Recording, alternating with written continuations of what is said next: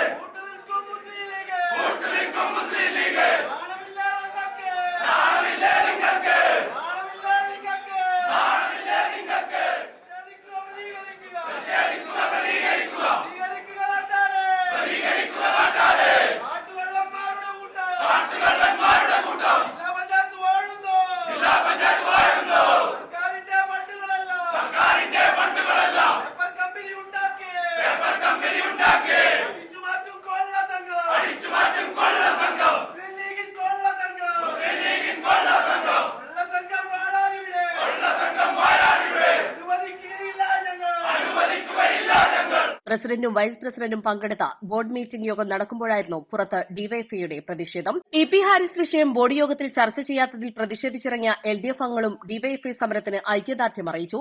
പ്രതിഷേധം ഉപരോധ സമാനമായതോടെ പ്രവർത്തകരെ പോലീസ് അറസ്റ്റ് ചെയ്ത് നീക്കി. ഡിവൈഎഫ്ഐ ജില്ലാ joint secretary C Ilyas, C V Beesh, M Rajeesh, V I Harikrishnapal, K P Sreejith, K V Faisal എന്നിവർ നേതൃത്വം നൽകി. East Live Malappuram.